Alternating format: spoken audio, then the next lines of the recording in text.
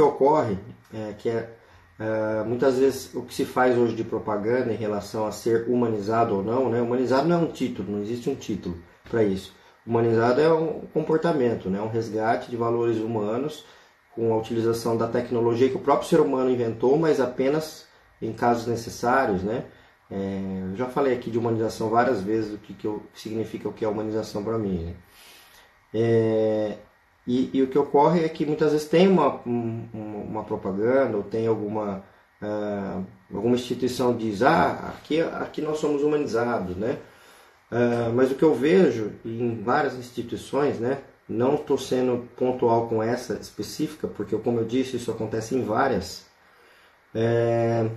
A Tati já chegou aí, já me deu um tchauzinho aí, já vou te chamar já, Tati. Só terminar essa conclusão aqui. Então, o que acontece é que a instituição muitas vezes ela propaga algo que ela gostaria realmente que já fosse, né? Só que ainda está em processo de implantação aquilo, né? E muitas vezes é muito difícil que haja realmente uma implantação adequada, porque isso depende de pessoas. Tem questões técnicas que às vezes são necessárias, mas depende da maneira que elas são colocadas, né? Essa que é a grande questão, né? Então muitas vezes a instituição ela põe lá uma placa, somos humanizados.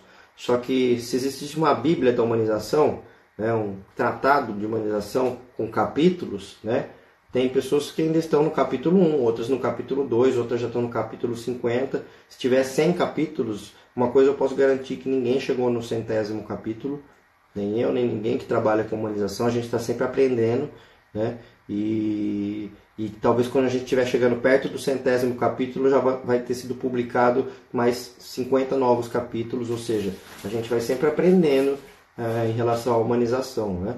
Mas então existem estágios realmente para as pessoas estarem em relação à humanização, isso seja pessoal de algum profissional ou mesmo de uma instituição, né? E uma instituição que tem muitos médicos plantonistas, acaba sendo mais difícil homogeneizar a conduta de todos, né? Mas uma grande questão que resolve isso é quando a instituição mesmo pega a coisa e fala assim, não, eu vou resolver isso aqui, eu vou colocar treinamento para esses profissionais e eles só vão atender aqui na minha instituição após um treinamento.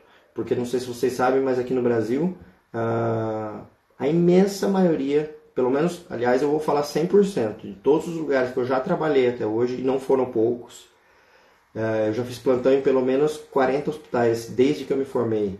E nenhum deles me propôs algum treinamento. Simplesmente me ligavam e falavam, você é médico? Sou. Qual que é a sua RM? Tal. Ah, tá, você pode dar plantão tal dia aqui que está precisando? Ponto. Eu ia lá dar um plantão. Eles não queriam nem saber se eu era bom, se eu era ruim, se eu estudava, se eu não estudava. Então, a imensa maioria das instituições no Brasil funciona dessa forma. Não há um treinamento da instituição para que aquela equipe seja homogênea. Por isso que no Brasil o plantonista muitas vezes tem má fama.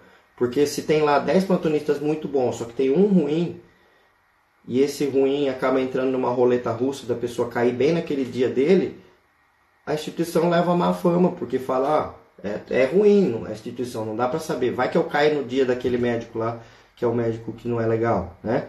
Então fica muito heterogêneo o atendimento quando tem pessoas que são deslocadas da proposta, né?